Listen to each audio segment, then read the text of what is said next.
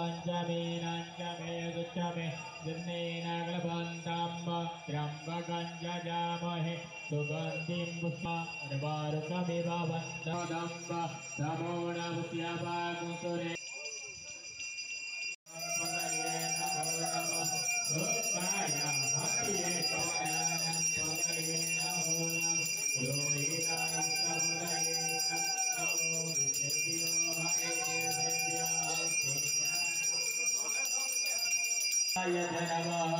शिवाय च शिवतराय च त्र्यम्बकं जजामहे सुगन्धिं पुष्टिवर्धनम् अर्वारुकमिव वन्दना मृत्युर्मुक्तियमामृतात् त्र्यम्बकमहे सुगन्धिं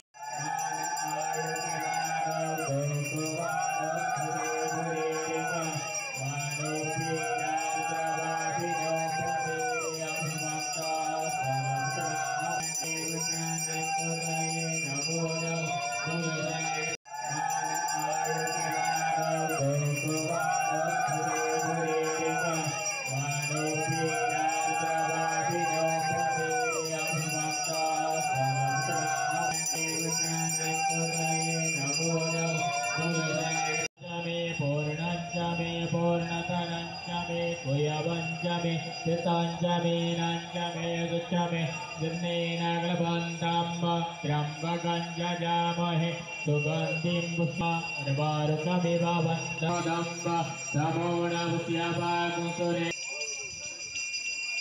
দুবৰণী আলিচিগাত যি সূৰ্য মন্দিৰ এই সূৰ্য মন্দিৰৰ মূৰ্তি প্ৰাণ প্ৰতিষ্ঠা আজি কৰা হ'ল। আজিৰ পৰা প্ৰায় 60 বছৰ পূৰ্বে ইয়াতে মাটিখানতে এভাগ সূৰ্য মূৰ্তি আৱিষ্কাৰ হৈছিল। সূৰ্য মূৰ্তিত 7টা ৰথেৰে এখন ৰথ আছিলে। ৰথত আৰোহণ কৰি থকা সূৰ্য দেৱতাৰ মূৰ্তি আছিল।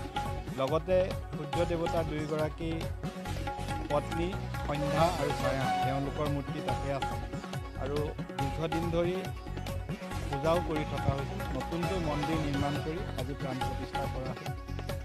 এই অঞ্চলটো ঐতিহাসিকভাৱে গুৰুত্বপূৰ্ণ অঞ্চল। এই অঞ্চলতে দুবৰণীৰ শিলালিপি খনিকৰ গাঁও সৰুপথাৰ খনিকৰ গাঁৱৰ শিলালিপি যিখিনি ওলাইছে প্ৰায় 4ৰ্থ-5ম শতিকাৰ বুলি কোৱা হয় আৰু তাৰে প্ৰতি লক্ষ্য ৰাখি আমি অনুমান কৰিছোঁ এই সূৰ্য মূৰ্তিভাগো 4ৰ্থ বা 5ম শতিকাৰ হ'ব লাগে।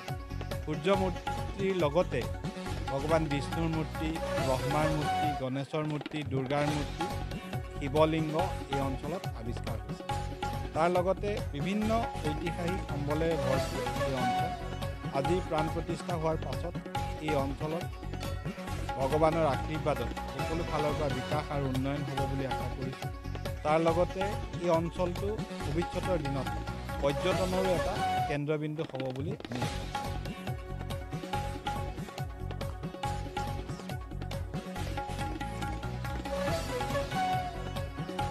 আচলতে অসম বা উত্তৰ পূৰ্বাঞ্চলৰ ভিতৰত কেৱল গোৱালপাৰা সূৰ্য পাহাৰত সূৰ্যৰ মন্দিৰ আছে আৰু দ্বিতীয়ভাগ মন্দিৰ এই সৰুপথাৰ সমষ্টি দুবৰণীৰ আলিচিগাত আজি প্ৰতিষ্ঠা কৰা হৈছে।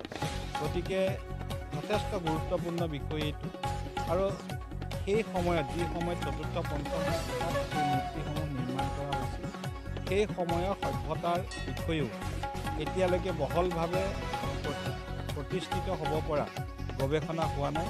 আমি ইয়াৰ গৱেষণাৰ ক্ষেত্ৰতো আগভাগ লওঁ আৰু যেনেদৰে এলাহাবাদ শিলালিপিত লিখা আছে ডবকা ৰাজ্যৰ কথা, ইয়াৰ ঐতিহাসিক সম্বল ইত্যাদিৰ পৰা যি আমাৰ ভাগৱতত উল্লেখ থকা মহাভাৰতত উল্লেখ থকা ডবকা ৰাজ্যৰ ৰাজধানী এই দুবৰণী আছিল বুলি আমি বিশ্বাস কৰোঁ।